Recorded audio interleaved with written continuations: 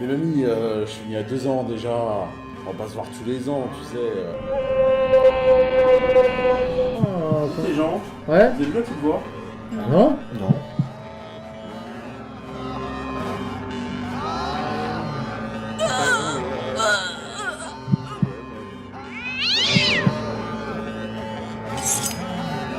Appelle-moi plutôt.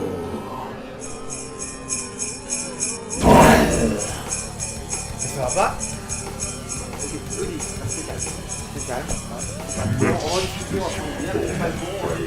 C'est calme, putain! Oh mon dieu, je ne vois qu'une seule personne pour nous sortir de là. Et pour cela, je dois sortir mon Noël au tronc.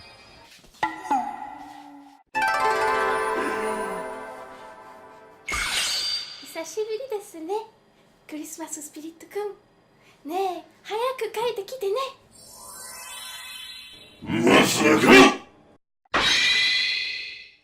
行くぞ金太郎芝ロケットの筒ア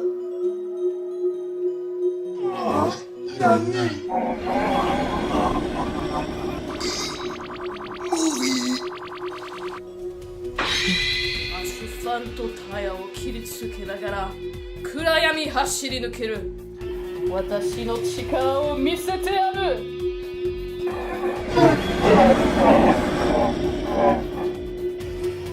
このススパンショーを耐えられない。てめえ貴様も家へ帰ろうこのタコ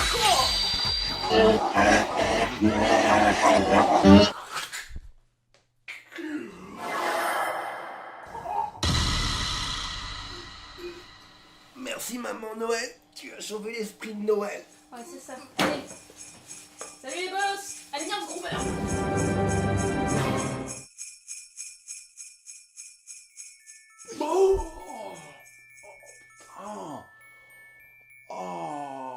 Faut que j'arrête les soirées, moi.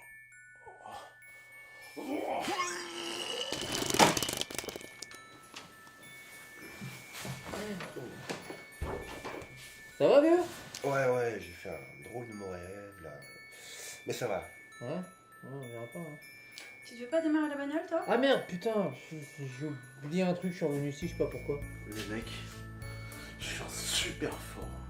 Je pense qu'on devrait faire un épisode spécial Noël.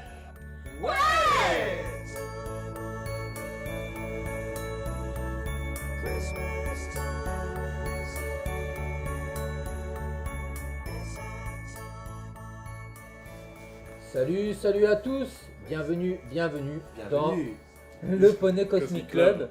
Avec aujourd'hui un numéro un peu spécial, vu que c'est la fin d'année, on va revenir donc faire une petite rétrospective de l'année en cours, des films qu'on a aimés et des films qu'on a trouvé un peu trop surcotés, mais enfin ça on en reparlera plus tard. Je suis avec... Ouais, carrément ouais. Je suis avec mon ami Nio. Tada! Et je suis avec mon ami Godi. Et El Katou qui est derrière la caméra. Et donc El Katou, dis-nous donc sur quel film on va revenir, en tout cas sur tous ceux qu'on a vus cette année, de quel film on va parler? Alors tout d'abord on va aborder les films qu'on considère survendus donc c'est vrai qu'entre nous on avait parlé des veufs par exemple. Ah ça. Franchement, C'est moi qui veut commencer? Qui veut commencer? Parce que moi, franchement, voilà, si je commence, ça, je vais être très méchant. Alors, je vais commencer un peu, mais je ne serai pas non plus du côté des gens qui vont défendre le film, je serai un peu plus gentil que Nelson. Ouais. Mais pour moi, l'impression est négative, les veuves. Venant de Steve McQueen, qui est un cinéaste très carré, on pouvait s'attendre à quelque chose de plus subtil au niveau de l'histoire, qui enchaîne des invraisemblances. Voilà, il est tout gros comme une maison. Après la mise en scène, l'ouverture et la fermeture du film, nickel, pas mal. Mais on pouvait attendre beaucoup mieux de Steve McQueen, donc c'était une grosse déception quoi. Voilà. Nelson, toi ton avis? Alors moi, le truc, c'est que moi, c'est le premier film que j'ai vu de McQueen. Ah, J'avais pas vu Hunger, j'avais ouais, pas moi, vu j'avais celui vu d'avant. Hunger, par exemple. 12 years, voilà. 12 years of slave. Super film, tu Bah ouais, exactement. Turkish 12 years. Non, en tout cas, 12 years of slave, je l'avais pas vu, ça m'avait pas intéressé, ça m'avait pas parlé. Donc du coup, je me suis dit, je vais commencer par celui-là et après on va voir, on va explorer les autres.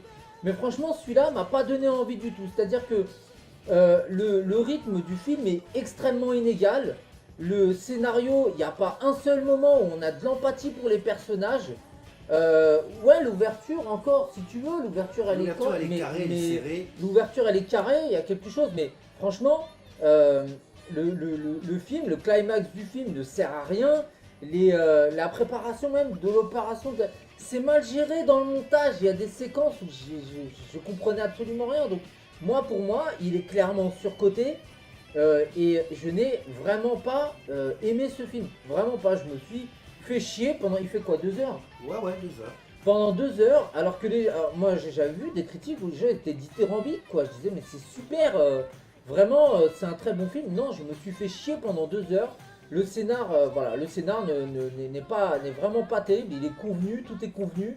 Il y a peut-être. Le cliffhanger est quand même un peu abusé quoi, tu le vois pas forcément venir. Mais franchement, Alors, si. Malheureusement. Tu veux dire, est-ce qu'au moment où elle entre dans l'appartement et c'est suggéré. Le chien qui gratte à la porte. Ça arrive genre 1 minute avant le cliffhanger. Donc, Mais même Nelson serait d'accord avec moi, il y a une espèce, on va pas spoiler, il y a une espèce de Deus Ex Machina qu'on voit venir dans le film au milieu, et ça loupe pas, et ça te plombe tout le film, il n'y a pas besoin d'avoir ce truc... Puis même le personnage de Viola Davis, sur le fait qu'elle, la manière dont elle en veut, elle en veut à son mari, on va pas dire pourquoi, mais le prétexte, c'est expliqué dans le truc, mais c'est pourri. Ouais. Le mec il y peut rien.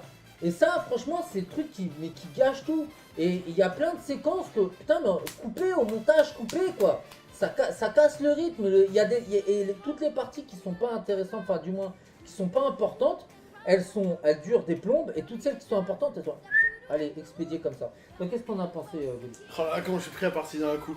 Mais c'est bien dit, mon cher ami Canin.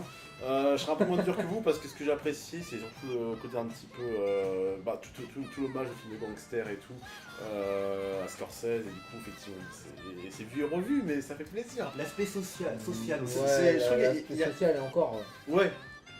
Moi j'ai pas trouvé franchement qu'il y avait non parce que un hommage par parce qu'on en a parlé ah non tu trouves ouais, non, ça prend vachement ça prend vachement tous les films de gangsters franchement non j'ai pas du tout. Et alors par contre effectivement j'ai entendu dire que c'était un film anti-Trump et ça j'ai pas trop capté parce que ça n'a pas tendu tu sais genre il y a un noir qui se fait un jeune noir qui se fait tirer dessus par les policiers. Mais tu dis c'est l'Amérique quoi, c'est Childish Gambino quoi, je veux dire ça a pas du Trump pour être comme ça quoi. Ouais mais alors c'est peut-être dans les séquences avec comment il s'appelle, Robert Duval. Tu vois, les séquences avec Robert Duval, c'est peut-être. Oui, il dormait en plus. Ouais, mais non, mais. C'est vrai, il dort dans le film, donc il est dormeur Duval. Synchro. Non, mais c'est vrai. Connard. J'y ai pensé aussi. Non, je suis fier de moi. Je peux avoir un big up. Non, en tout cas, le truc, c'est que ces séquences à lui, tu sais, comme il est très conservateur, etc., c'est peut-être ça qui va le marquer, mais sinon, franchement, un anti-Trump, moi, j'ai pas trouvé quoi. Ouais, effectivement, il y a l'aspect un petit peu c'est-à-dire social. Je trouvais ça sympa qu'il renvoie dos à dos les noirs et les blancs. Je trouve, enfin, contrairement à toi, je trouve qu'il prend pas trop parti. Il aurait pu effectivement présenter juste les noirs comme opprimés par les blancs et en fait, oui, c'est bien. Il est un peu égalitaire. Finalement, il y a vraiment effectivement une division en fait de la criminalité. Il y a la criminalité à col blanc et la criminalité de la rue. Que ce soit des blancs ou des noirs, ils montrent tous les deux que c'est des pourris d'un côté comme de l'autre quoi. Carrément, donc je trouve ça assez en même temps, on pourrait trouver que c'est pas très fin non plus quoi. Ouais, mais bon, Colin Farrell dedans, tu vois que le mec il essaie d'abandonner le bordel et puis qu'au final le mec peut pas échapper à son destin quoi. C'est ça. Voilà. Enfin. Sinon, on va une dernière chose. Ce que j'ai apprécié dans le film, c'est le côté un petit peu audacieux en termes de mise en scène. Alors c'est léger. Mais c'est très léger. Non mais pour moi le cinéma américain est complètement flingué à ce niveau-là. C'est pour moi on est genre comme dans les années 50, c'est-à-dire que le cinéma américain n'arrive pas du tout à se renouveler. Ils sont vraiment obligés de choper des réas européens ou comme Waititi était haïtien je pense. Taika Waititi. Il était pas haïtien. C'est Nouvelle-Zélande lui. Néo-zélandais pardon. Et des types comme ça qui ont des profils un peu différents pour renouveler, pour donner de l'oxygène. Et ça se voit notamment, même si je l'avais pas su, j'ai reçu que c'est un réa européen parce que t'as des plans notamment t'as un plan donc, sur la limousine du politicien véreux qui fait des grands discours tout ça dans le ghetto et t'as sa limousine qui passe en plan séquence du ghetto à son QG et tu passes du ghetto au beau quartier Et c'est un plan fixe et c'est super osé. Et tu vois, il parle Franchement, pendant tout ce temps-là. Je trouve ça va, et c'est vachement, c'est brillant et c'est pas du tout ce qu'on attendrait de réalisation genre de tes films comme Bohemian Rhapsody, comme Halloween, comme plusieurs films. On va en parler de Bohemian Rhapsody, on va en parler Justement, Bohemian Rhapsody, il est aussi dans nos films survendus de l'année. Ah bah. Quel talent. Ah bah là ça va être rapide, c'est un best-of à l'image et qui reste trop consensuel justement pour le résultat final. Donc autant acheter le best-of Platinum avec 3 CD de Queen. Parce que côté créatif pour montrer Queen, c'est vous juste taper des pieds pour We Walk You ou d'autres trucs ou vers Champion. Je suis tout à fait d'accord avec toi. Tu te dis putain un documentaire aurait été beaucoup plus pertinent là-dessus. Après l'interprétation de Rami Malek, l'interprétation elle est bonne quoi, l'interprétation de Rami Malek. Moi je trouve que je suis pas d'accord. Il montre un peu trop ses dents, ils en jouent un peu trop dans le film. Mais vous avez dit qu'il y a un clip avec Freddie Mercury, il y a vraiment il a les crocs quoi. Ouais mais c'est plus que toi encore. Est-ce qu'il fallait que le film insiste un peu trop là-dessus quoi, parce que par moment sur le film, on a l'impression qu'il insiste carrément dessus. Mais oui mais complètement. Mais même le jeu il est à outrance, le gars on fait des caisses quoi. En plus il explique bien que c'est justement si Freddie Mercury il y a une fois quand même très spéciale, c'est en grande partie parce qu'il y a une espèce de mâchoire comme ça très avancée. Enfin bon je sais pas si c'est vrai, je connais rien en théorie de la musique non, bien sûr.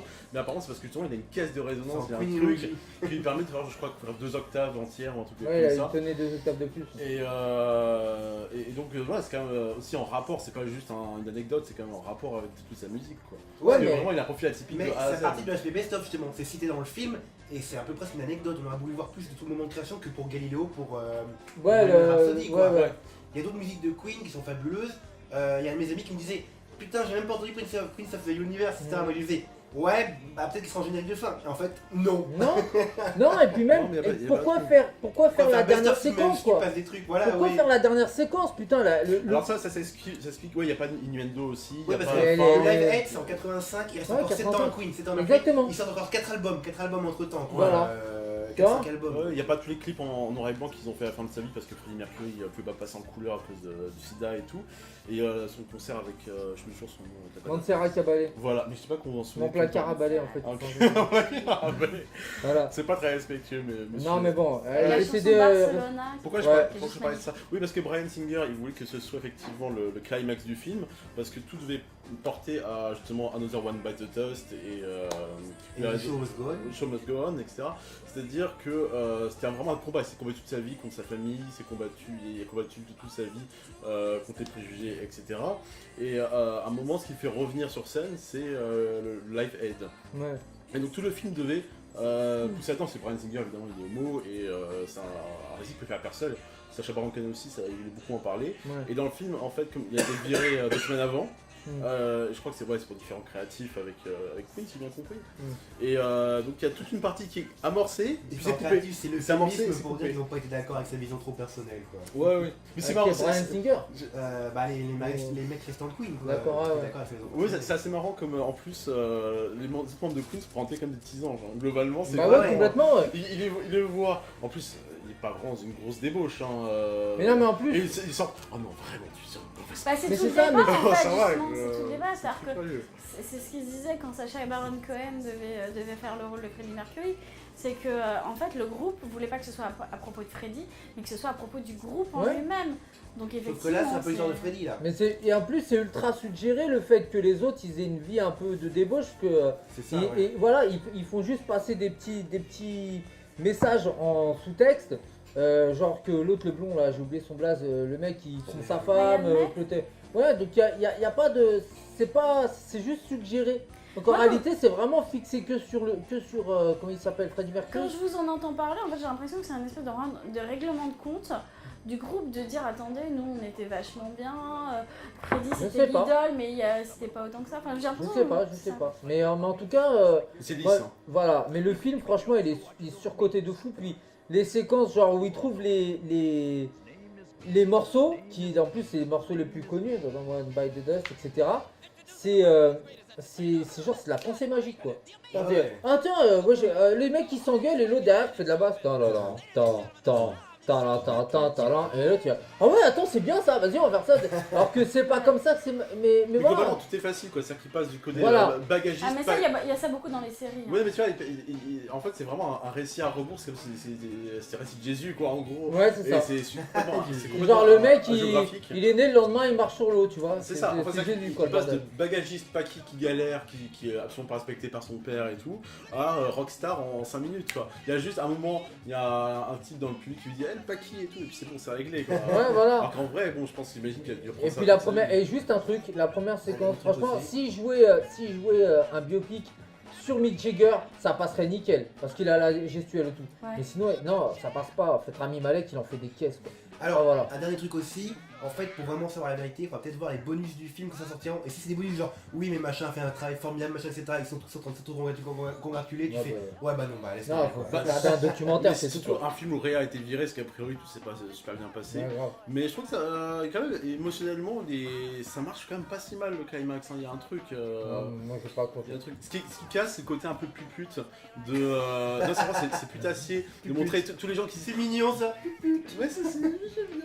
Non, mais montrer tous les contre-champs sur les gens qui font. Oh, c'est super. Et tous les dons, c'est-à-dire que tu te dis, putain, enfin, c'est chaud quand même. Vous donnez parce qu'il y a un petit qui chante bien. Ouais. Sinon, vous laissez les Africains mourir. C'est ça, Genre, le principe. genre que Bah, les dons montent, genre avec le mec en plus, enfin le gars il a une sale gueule. Ouais, quoi. apparemment, c'est que grâce à Queen que les dons montent, t'as envie de dire, Ouais. sérieux quoi. Et en plus, c'est totalement faux parce que le live, justement, il a pas rapporté grand chose et ils se sont rattrapés après. Mais Exactement. donc, il y a quand même un côté vraiment un peu putassier et ultra commercial. Passons. De toute façon, bref. Donc, notre troisième film et dernier film pour les films survendus de l'année, c'est Hôtel El Royal. Ah ouais. Alors, Pas c'est vu. Saltan, l'hôtel et le Royal. Vous l'avez vu tous les deux? Ah, moi je l'ai vu. Ah ouais. Bah, alors, mais moi je trouve qu'il est quand même beaucoup moins survendu, même s'il a été survendu, il est beaucoup moins survendu que déjà que Les Veuves qui étaient attendus parce que c'est Steve McQueen, que Bohemian Rhapsody qui était attendu par beaucoup de gens, là moi y compris aussi, parce que voilà. Et moi mon truc, dans mon cas j'ai bien aimé le film parce que je suis allé sans voir aucune promo, j'ai rien vu dans l'annonce, c'est ce que je fais déjà plusieurs années, je ne vis plus rien sur les films, etc. pour vous me gâcher la surprise, pour plus avoir d'attente à considérer, parce que Star Wars, ça m'avait bousillé un peu l'attente, Star Wars. Donc moi de mon point de vue, j'ai bien aimé le film. Après, je suis conscient que c'est pas non plus le film de la décennie, ni rien, etc. Je pense que dans un an ou deux, j'aurais déjà oublié. Il y aurait déjà des trucs que j'ai oublié du film déjà. Ouais, complètement. Et après, j'ai bien aimé parce que justement, comme je disais, j'en savais rien, tout ça. J'ai aimé. Dans les critiques, Nelson va peut-être rebondir dessus. Il y a eu les critiques souvent qu'on a dit du sous Tarantino. Moi, j'ai vu des films qui étaient sous Tarantino carrément. Et comme j'en ai un peu parlé à Nelson avant qu'on commence l'émission, Ouais. le problème de Tarantino par exemple c'est les dialogues. Et Saltan et Le Royal ne peut pas concurrencer Tarantino sur ce plan. Les dialogues on ne peut pas comparer déjà. Ensuite la mise en scène, Tarantino il peut faire une mise en scène très carrée quand il veut faire de l'action comme Kill Bill. Ouais. Et Saltan et Le Royal c'est surtout sur le montage, sur des plans etc. qui va jouer là-dessus quoi. Mais sinon Ouais, la mise en ouais, scène elle n'est complètement. pas non plus extraordinaire. Et enfin quelque chose qui est cher à Tarantino qui est les cartons. Bon, ça, oui, effectivement, mais Tarantino, c'est pas le seul qui le fait, c'est celui qui a le plus popularisé pour le grand public. Parce que le grand public ne connaît pas Godard, donc Tarantino est fan. Et voilà, mais sinon, c'est pas quelque chose de nouveau. Lars von Trier, pour The House, Jack Butt, on va en parler après, on reprend aussi ce principe de carton avec premier meurtre, deuxième meurtre, troisième meurtre. Tu peux le refaire. Donc voilà, après, Dis-nous le titre, comment il s'appelait le. The House, Jack Butt. Build. Build. Ah, c'est mon accent. C'est ça qui fait Franco-English, Voilà, c'est- exactement. Et donc voilà, donc rien de révolutionnaire, rien de nouveau, mais et puis je serais un peu moins difficile parce que c'est pas non plus comme pour Steve McQueen son 6ème ou 7ème film. Là, Drew Goddard il avait juste fait avant La Cabane dans les Bois, donc et puis c'est aussi un film un peu à twist pour La Cabane dans les Bois. Après c'est même pas La Cabane dans les Bois, justement à cause des twists et qu'on n'aime pas Saltan Hôtel Royal justement à cause des twists. C'est trop Ça, super. je peux comprendre, ça c'est subjectif, ça c'est justement ce que Nelson va nous dire qu'il a peut-être pas trop apprécié avec les twists du Bah, film, tout le ça. problème, c'est. Donc ouais, voilà, moi mon avis c'est positif, en reconnaissant quand même que c'est pas non plus le film du siècle quoi. C'est un bon moment. C'est twist à Saint-Tropez le bordel, hein, parce que franchement, moi j'ai. Enfin, de tout le film, franchement, le truc il fait quoi 2 heures? Ouais. 2 Moi c'est heures. juste la fin que j'ai trouvé un petit peu gros, le twist final de la fin. Mais franchement, de A à Z, c'est prévisible. Ce film est trop prévisible. Et ça, le problème, c'est que moi, c'est pareil que. Comment il s'appelle le film dont on parlait avant Les Veuves. Bohemian Rhapsody. Et même, c'est pareil que Les Veuves. il y a trop d'invraisemblances qui te sortent du récit. Et moi, le problème, c'est que le film en est truffé. J'ai pas, à un moment, je regardais le prêtre, je me dis, ok, alors lui, lui, c'est pas un traître, c'est pas un prêtre. Lui, ça, on s'en doute un peu dès le début, quoi. Non, mais tu sais, mais même quand il va voir la Renoir, je m'en fous, je spoil, mais quand il va voir la meuf, la chanteuse de Casino, et tu sais que la meuf, elle se doute de quelque chose. Ouais. Donc, tu vois, le seul truc qui m'a surpris, c'est quand elle lui a filé une patate avec la bouteille. Sinon, tu vois, moi, je m'attendais à ce qu'elle l'empoisonne, en fait. Tu vois, le film a quand même réussi à te surprendre un peu. Ouais, mais franchement, c'est quoi? C'est juste quoi? C'est une bouteille dans la gueule, quoi. Voilà, par contre, il y a un truc. On se parle un peu trop. Il y a un truc où j'avoue, j'ai été surpris, c'est Dakota Johnson qui se mange un coup de fusil. C'est tout.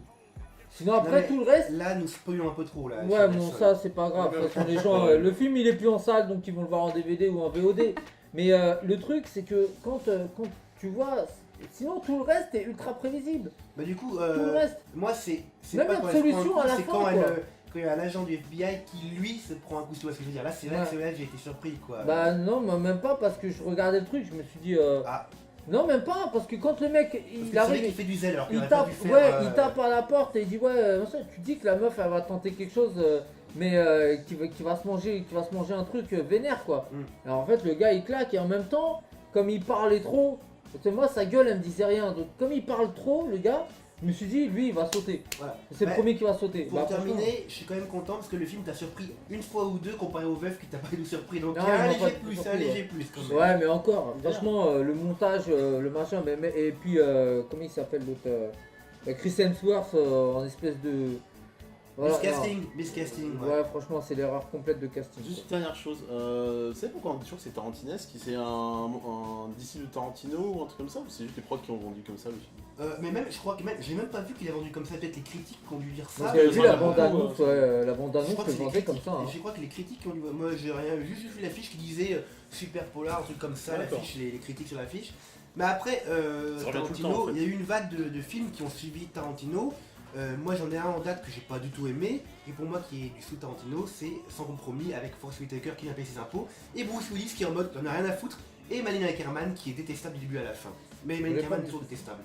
Bah c'était édité par Metropolitan, c'est un des rares films sur lequel je peux taper. Donc pour moi c'est du sous Tarantino, mais vraiment sous Tarantino avec le montage, avec les titres en gros comme dans Kill Bill, etc. Ouais. Tu vois qui se mettent sur l'écran, tu fais oh putain, arrête, tu pompes Quentin là, tu pompes Quentin. Mais Quentin a pompé tout le monde. C'est le cercle de la C'est ça, mais Quentin a su un peu trouver sa voie à travers le montage. D'ailleurs, les BO de Tarantino, si on les aime, c'est parce qu'ils arrivent à faire des BO compiles qui ont une identité. Ouais, qui ont une identité, oui, ça je suis d'accord. Voilà. Du coup, on passe aux bonnes surprises de l'année et on a le film dont on parlait tout à l'heure, The House That Jack Built de Lars von Trier. Ah là par contre, je vais leur laisser parler parce que moi je l'ai pas vu. Allez-y messieurs. Alors, peut-être El Gato qui va en parler un peu aussi. Bah oui, en fait, c'était... Ouais, effectivement, moi, j'ai adoré. J'ai adoré, en fait, parce que du coup, parce qu'à cause de la personnalité de Lars von Trier et du fait qu'il était revenu à Cannes, avec toutes les histoires qu'il y avait derrière, j'ai l'impression que ça, maintenant, en fait, tout ça, ça prend le pas sur la... Ça à la fois fait partie de la promo de ces films, et en même temps, ça cache un peu ces films. Et tu fais l'impression qu'il règle ses comptes en direct, avec un malin plaisir de petit salopard. Exactement, et le film, en fait, j'ai trouvé qu'il était super personnel. Alors, aussi bien dans les trucs où on peut se dire que ça le concerne, qu'aussi bien des trucs où ça le concerne pas. En fait, on sent qu'il y a vraiment une vision très personnelle de tout ce qu'il fait. Et il y a des plans qui sont hyper travaillés, qui sont des références à des peintures. Il y a une construction de l'histoire, de tout qui est juste trop bien faite, quoi. Je trouve que c'est vraiment, en fait, j'ai l'impression que c'est à la fois le plus accessible, mais après je peux me tromper, hein.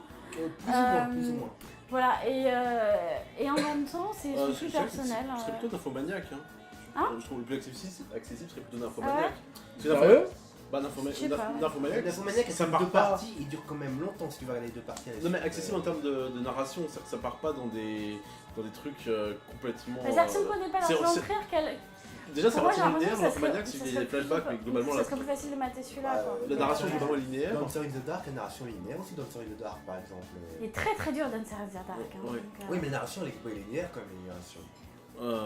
Ouais, je sens. Mais pour rebondir sur ce que notre El Gato a dit, Je suis d'accord en tout point avec elle. D'ailleurs, moi ce qui m'a surpris, c'est que pendant les 3/4 du film, c'est filmé soit caméra à l'épaule, enfin, image un peu comme une petite caméra DV, tout ça, etc. Vraiment pour accompagner le tueur comme façon reportage de guerre, avec des inserts un peu documentaires, du genre, vous ne croyez pas, et bah regardez, avec des voûtes, et ça va montrer qu'il est architecte, des voûtes et des passages en noir et blanc, tu fais, oh putain.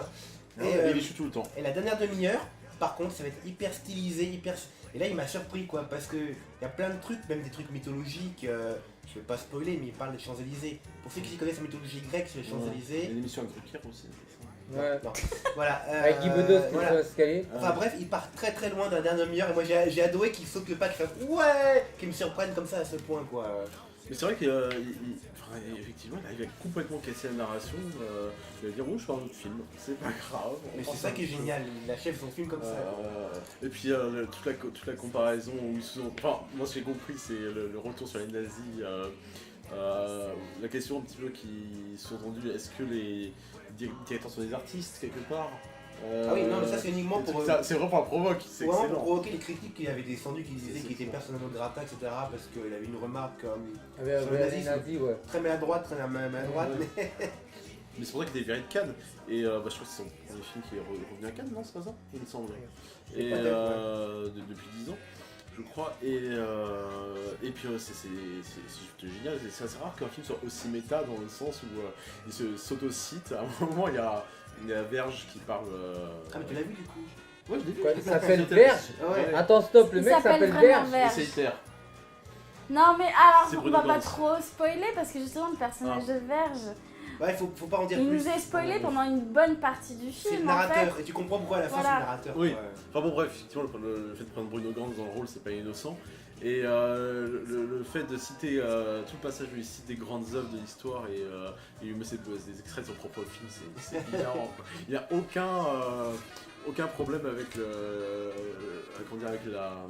avec l'humilité ou ce genre de choses, quoi.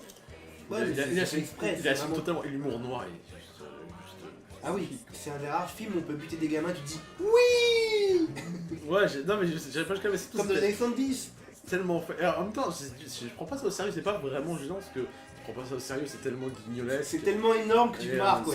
Son personnage, tu peux pas le prendre au sérieux. Ah oui, Enfin, c'est pas un personnage que tu peux prendre au premier degré. Tu le prends forcément au deuxième ou au troisième Il y a degré. cette scène assez géniale qu'on voit aussi dans la bande-annonce, donc je spoil pas trop, avec Uma Thurman qui lui fait oh mais oui mais vous êtes gentil etc. Juste après il a un truc volant. C'est-à-dire qu'à ce moment-là, n'importe quelle personne équilibrée presque ferait ça quoi. C'est-à-dire qu'il faut pas être besoin d'être un serial killer. Et voilà c'est ça quoi. Et c'est ça qui le relance là-dedans. Et Matt Dillon, c'est Matt Dillon l'acteur. Ouais. Ouais. Il est vraiment très bon quoi, ça fait longtemps qu'on l'avait pas vu dans un. Il fait un retour petit à petit. Et... Ouais comme Matthew McConaughey quoi. Connery, ouais. Ça fait un retour là. Ah oui. Donc complètement à l'opposé dans le genre, on a aussi Solo dans les bonnes surprises de l'année. Ouais. Ah ouais. Franchement, moi c'était. Alors, moi j'ai vu plein de mecs le descendre. Je sais pas si pour vous, mais il y a plein de gars qui l'ont.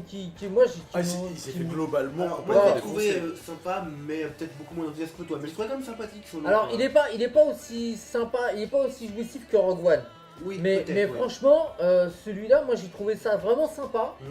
Dans la construction de l'histoire, dans le rythme, le truc, ça perd jamais de rythme, c'est vraiment bien. C'est un bon petit western Star Wars. Ouais, voilà. Tu vois ce que je veux dire? Quand vous voyez le film, vous comprenez.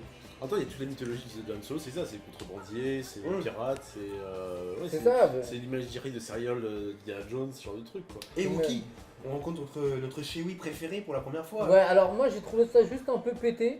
Un La peu trop manière, rapide, voilà, peut-être. ouais, un peu trop rapide, genre, je parle ta langue, alors que tu vois, voilà. Mais sinon, Par sinon contre, je placerais pas comme bonne surprise quand même, je placerais comme. Je m'attendais à un ratage total et c'est un semi-ratage. voilà. Ouais, c'est c'est plus dans ce là surtout sens-là. d'où vient la surprise en fait. C'est franchement, il est pas, c'est pas si catastrophique. Parce on va qu'en dire. soi, C'est le ça. film, il est. Non, il est quand même En pas fait, le film franchement- est un divertissement qui se vaut bien par rapport à. Ouais.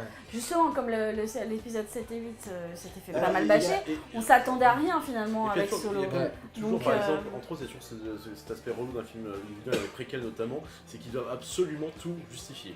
Ouais, Jusqu'à très justifier le nom de. Enfin, Solo, quoi, sérieusement. Mais c'est la blague de. Alors- Mais même moi, je fais pas des jeux de mots comme Mais ça. moi j'ai trouvé que Enfin, c'est si une j'en bonne fais, blague. mais moi, je fais c'était, pas de film avec des trucs comme ça. Ah, c'est une bonne blague. Par contre, moi, ce truc qui m'a embêté, peut-être que t'es d'accord avec moi, c'est que la première heure du film, la photographie, même pas en 3D, même pas avec les 3D, c'était trop sombre la fin. Après ça s'améliore parce qu'ils sont sur deux planètes, ils voyagent. Mais la première heure c'était dur et j'ai connu des spectateurs qui sont sortis de la salle. Ah ouais? Ouais, ça m'a surpris. Moi j'ai vu ça mais c'est pour les veufs. Mais bon, à ce qui paraît, c'est un problème qui revient régulièrement parce que notamment les projos des salles, notamment à Paris, ont des lampes qui sont un peu usées et dès que le film est un peu sombre, j'avais ça aussi sur The Lost City of Z où il y a des moments où tu ne fais quasiment rien. Ah non, parce que dès que tu as un film avec une photographie qui joue sur le clair-obscur et des trucs comme ça, apparemment les noirs sont rapidement mais moi je me suis demandé si mes lunettes étaient bien nettoyées Mais c'est vrai que c'est un petit peu sombre quand même. Non mais dans l'ensemble, je comprends pas ce qui justifie ce choix. Esthétiquement, il a rien d'exceptionnel. Non, il a rien d'exceptionnel. Mais on voit qu'il y a quand même pas mal de travail. C'est une bonne série B. Voilà, il reste fidèle à l'univers. Toute la narration, c'est assez classique. La fin, on va pas spoiler, mais on revoit un personnage qui dit what? Ouais, c'est vrai.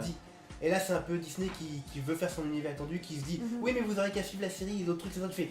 Non mais c'est sérieux, un film ça reste pour lui-même, un film c'est sa propre univers. Si tu commences à extrapoler à chaque fois pour d'autres univers, etc. Puis s'il y a des personnages qui reviennent, un film ça suffit. Tous les personnages peuvent revenir quoi. C'est toujours le même problème quand tu dis des Deus Ex Machina comme ça. Bah oui, mais quand ces personnages sont censés avoir disparu définitivement, ça fait un peu mal. T'as l'impression que toi, en tant que spectateur, on prend un peu pour un con quoi. Alors t'as vu les films. Moi, il y a un truc que j'ai bien aimé, c'est, par mon coup de cœur, c'est la fille qui joue l'amour de Han Solo. Ouais. C'est quelle actrice déjà? Je sais pas, mais voilà, déjà, elle joue dans. Physiquement, elle est magnifique, mais en plus, mais en plus, tu y crois à leur histoire d'amour. C'est Emilia Clarke, celle qui joue dans Game of Thrones. Ouais, je crois, ouais. Mais moi personnellement, j'ai cru, je veux dire, ça marche à l'écran. Ouais, ça marche bien. Leur romance, elle marche à l'écran. Donc, même quand après, voilà, le film est ce qu'il est, mais voilà. Ils ont tous les deux le même profil. Voilà, et ça passe bien. Ils doivent être après la même génération. Ils ont tous les deux des têtes de bébés parce que c'est un mais même comme ça. Alden Ehrenreich, je sais pas comment on dit, Ehrenreich, je sais quoi, qu'on a déjà vu qu'on avait déjà vu dans d'autres films, par exemple chez Coppola, dans Tetro. Moi je trouve très bien Han Solo. Ouais. Je trouve très bien quoi. Il en fait pas trop. Il en fait pas trop quoi justement. Je t'attendais à un mec qui copie un peu trop Harrison Ford, en fait non, il trouve sa voix. Il était mieux chez les Cohen. Dans la veille.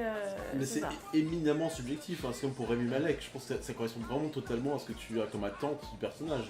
Parce que j'ai entendu plein de gens qui disent au contraire, il ressemble pas du tout à Harrison Ford et il a pas du tout le charisme et tout, mais en même temps, ça non mais après, dans Star Wars il va se prendre 20 ans dans la tronche après, peut-être imaginer qu'il vieillit ou. Oui. Mais c'est vrai que c'est un petit peu étrange d'un fois tout justifier, de mettre le personnage tel qu'il est vraiment, il est pareil à la fin de Star Wars Solo et au début de Star Wars 4. Ouais, bah ça c'est le fléau des films actuels. Et en même temps, c'est vrai que c'est pas tout à fait le même personnage, donc c'est un petit peu.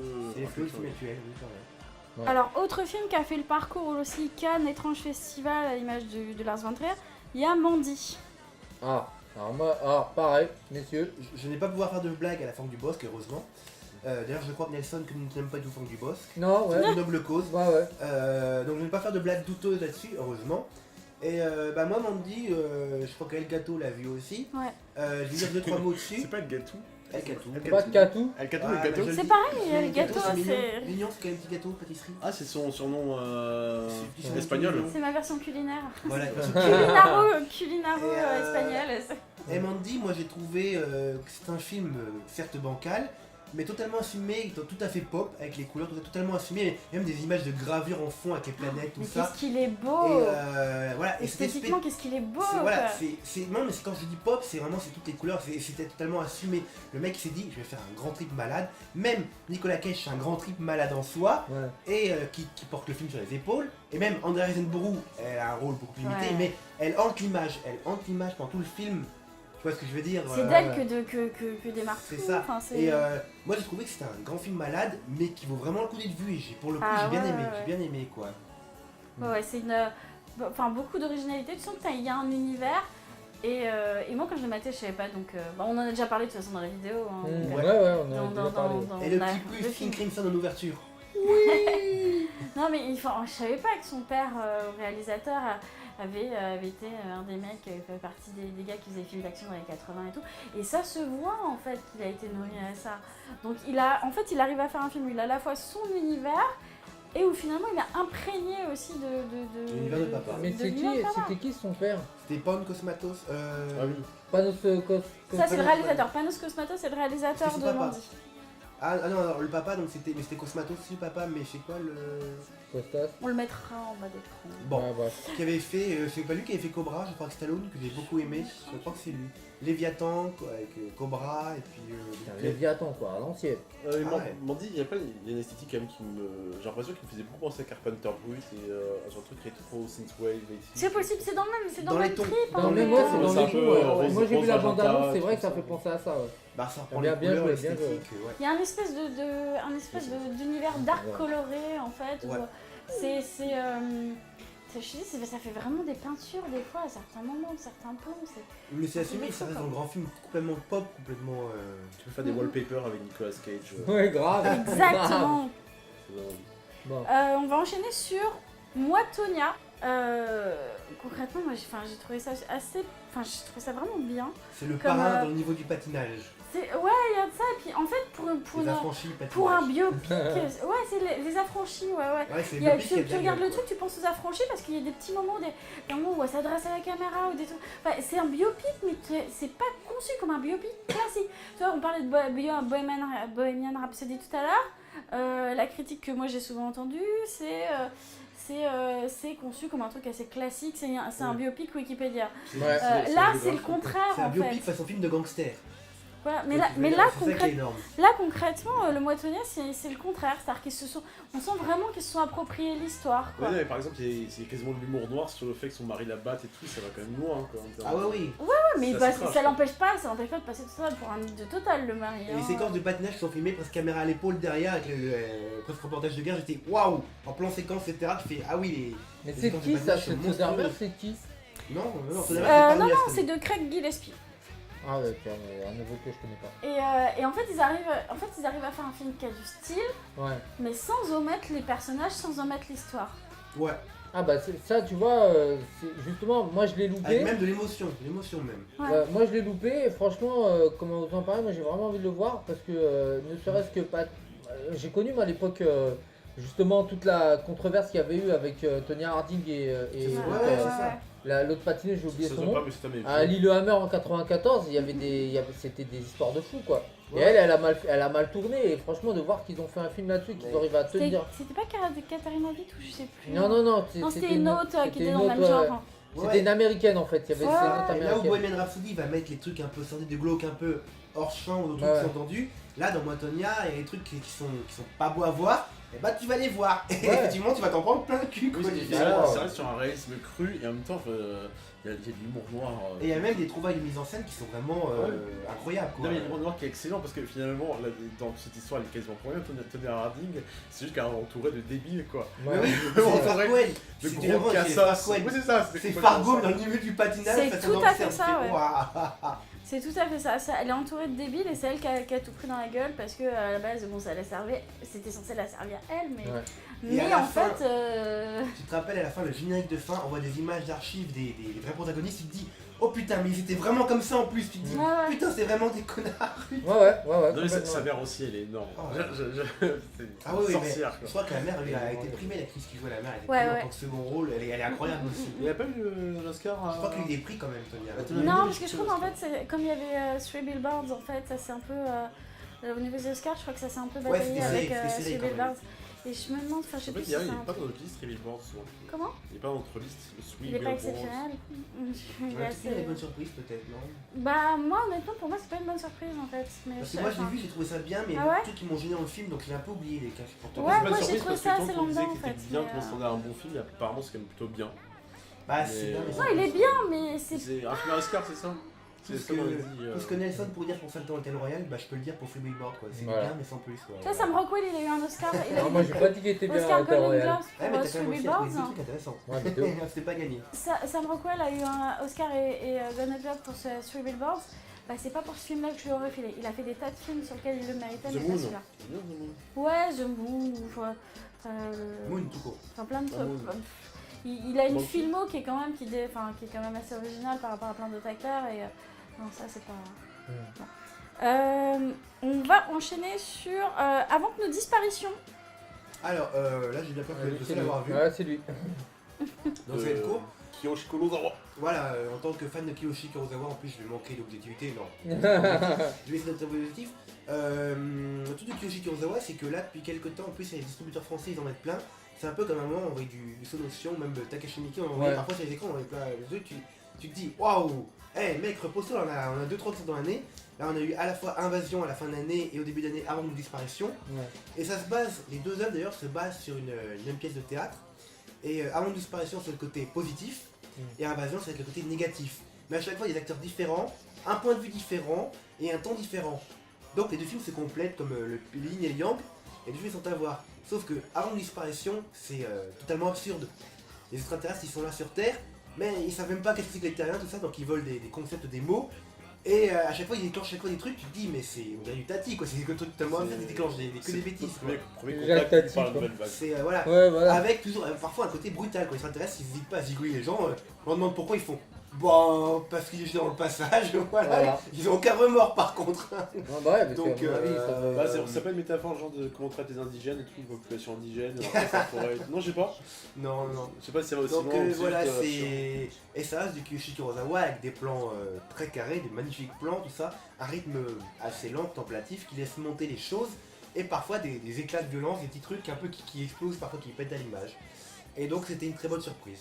C'est vrai, résumer comme ça sur le cinéma, c'est toujours des plans super symétriques et tout. Ah ouais, mais c'est un maître du cadrage. Il y a un moment où ça part en cacahuète. Quand tu vois dans Kero, par exemple, dans Kero, il y a souvent des trucs qui se révèlent, qui te font peur, qui sont à l'arrière-plan, que t'as pas remarqué dès le début. C'est après que tu réalises et que t'as l'effroi qui te monte. C'est vraiment ça quoi. Ou même Cure, il y a des trucs en arrière-plan que tu réalises pas tout de suite. Quand tu vois le deuxième film, fois, tu te dis oh putain d'ailleurs Koji, Yakusho, etc. Tu vois, oh. Et donc, on a aussi Hérédité dans notre liste. Oui, Hérédité, et je crois que tu l'as vu aussi, mon cher Féna. Ouais. Mais j'aime bien, mon cher Féna, c'est mignon. Mon cher Féna, mais je vous laisse, on vous laisse. Oui, voilà. Bah, tu l'as pas vu toi Hérédité, non, j'ai pas vu. Bien, c'est pareil, c'est un bon film d'horreur. Oui, c'est une bonne surprise justement pour qu'on y est. Hérédité, là aussi je vais pas trop spoiler. Moi, ce qui m'a surpris, c'est que la mise en scène est supérieure à plein de films qu'on voit de temps en temps. Alors, on est bombardé de pas mal de trucs de non-exploitation ou comment on dit, d'exorcisme sur laquelle on avait consacré notre épisode d'Halloween. Non-exploitation, c'est encore un délire. C'est encore un autre délire. Je crois que ça devient. C'est peut-être la parce que j'ai enfin découvert le couvent de la bête sacrée récemment, que j'ai enfin découvert. D'accord. Et qui est super d'ailleurs, complètement barré. Et Hérédité, donc on l'avait pas inclus dans notre épisode d'exorcisme parce qu'il y a un peu de possession, mais c'est pas le sujet principal du film. Le sujet principal du film, ça va être l'hérédité et comment un mal va se transmettre dans une famille gangrénée de la mère à la fille et comment ça va se transmettre. Et comment ça va être un truc implacable, un peu comme les rouages d'un truc. Le truc, c'est vraiment un destin implacable, même quand ils vont essayer de s'en écarter. Et la mise en scène qui, dès le début, enchâsse avec des... pas avec des marionnettes, mais avec des maisons de poupées un peu, pour montrer vraiment que c'est comme des marionnettes que le réalisateur tient dans sa coupe. Tu sens vraiment que le film va pas être forcément sans pitié, mais qui va broyer les personnages. Ouais. Et il y a des trucs, même le réalisateur va pas hésiter à te surprendre en plein milieu du film. Je sais pas si tu es d'accord avec moi, avec une séquence en plein milieu du film où tu t'attends. Moi je me suis pas attendu. Avec un personnage qui... Tu veux dire l'accident ? L'accident, Ouais, je m'y attendais pas du tout. Oui c'est ça, mais en fait si tu veux... Là aussi on revient à une séquence que un peu comme tu la rentrée, tu t'attends pas du tout à ce qu'il fasse ça quand tu fais what. C'est ça, en fait moi il y a 3 points positifs sur ce film, c'est la mise en scène. Le travail qui est sonore très aussi. très clean, ouais. Mais ça c'est un classique des films d'horreur et tout ça. C'est le travail sonore et... Ouais mais contrairement à plein de films, ce qui est bien justement c'est qu'il va pas jouer sur le jumpscare comme plein de films récents. Oui c'est vrai. Là c'est vraiment une espèce de malaise qui monte de plus en plus et à la fin tu commences vraiment à avoir les boules quoi. Et donc attends. C'est je pense de vraiment devenir old, hein. Ça c'est plus trop le jumpscare même. Ouais c'est ça qui est vraiment... peut-être parce que les mecs aussi niveau mise en scène ils essaient de faire des choses correctes quoi. Donc je disais il y a 3 points en fait pour moi, il y a 3 points pour moi qui sont positifs.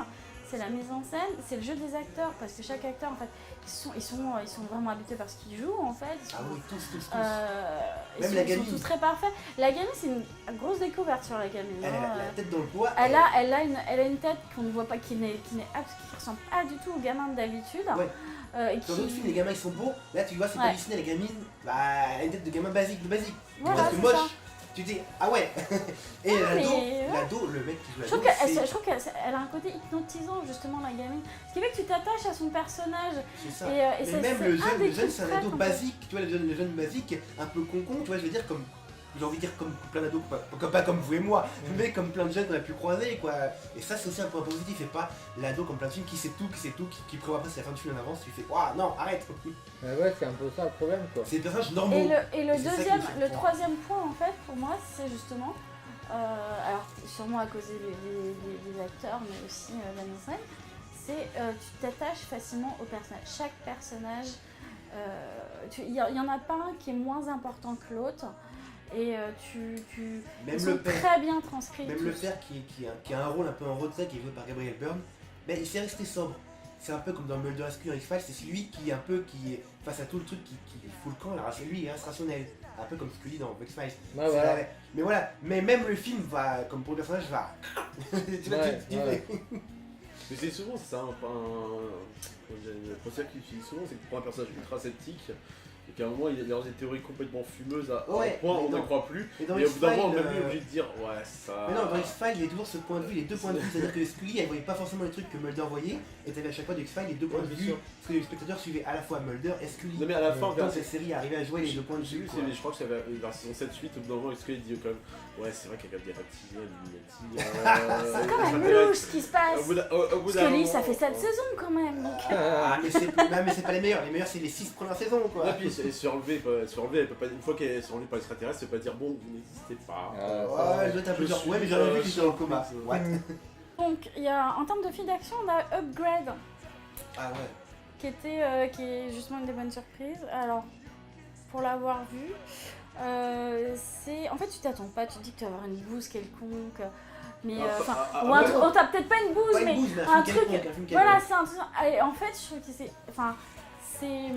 c'est frais. En termes de film, ils arrivent à faire un film d'action qui a l'air frais en fait. Avec un budget très limité. Avec un budget très limité et qui est beau en plus. Donc, c'est. C'est pas encore une Blumhouse justement, c'est pas encore eux.